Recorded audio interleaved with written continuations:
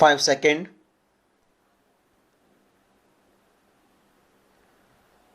Start.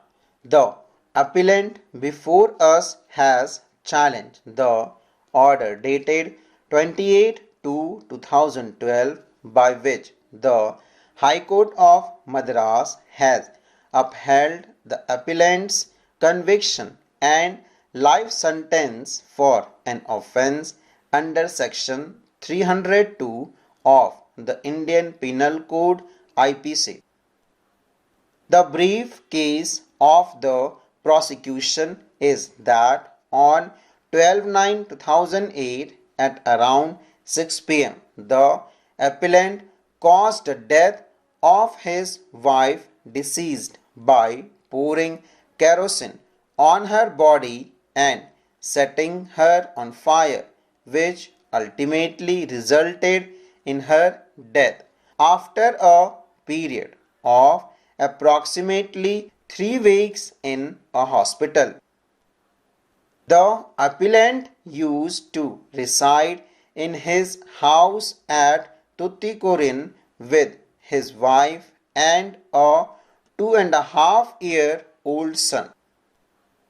The mother-in-law PW1 and father-in-law PW2 of the appellant used to reside in the street next to the appellant's street.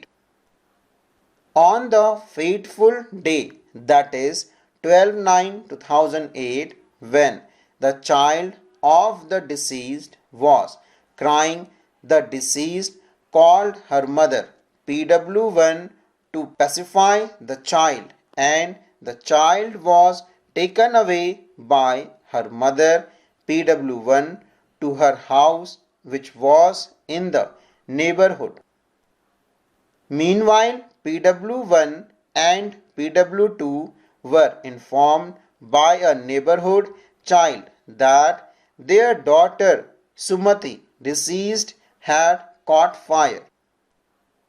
She was then immediately taken to a nearby hospital and then to another hospital and eventually admitted to a government hospital at Thuthukudi. At around 9:30 p.m., when police received the information, PW9 head constable reached the hospital and recorded the statement of the deceased. In her statement to PW9, the deceased stated that she caught fire while working in the kitchen. She also states that at the time of the incident, the appellant was sleeping, and when she screamed, the appellant woke up and tried to put off the fire. On the basis of this statement, a general diary entry was made by police on 12/9/2008. Thereafter, on 15/9/2008, a case was accidental fire was registered. On the same day, PW15 sub-inspector visited the scene of the occurrence and seized a kerosene can be matchstick. On this day, police recorded another statement of the deceased where she stated that her husband had set her on fire by pouring kerosene, and she did not state so in her earlier statement as her husband was present, while PW9 recorded her statement on 12/9/2008. On 15/9/2008, the accidental fire case was converted to a case under section 307 of IPC against the appellant.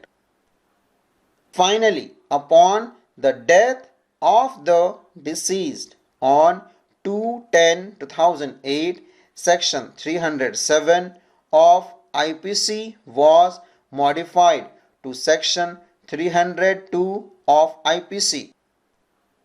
Before the death of the deceased on 18/9/2008, a judicial magistrate recorded a statement of the deceased, and this statement was used by the prosecution as the dying declaration.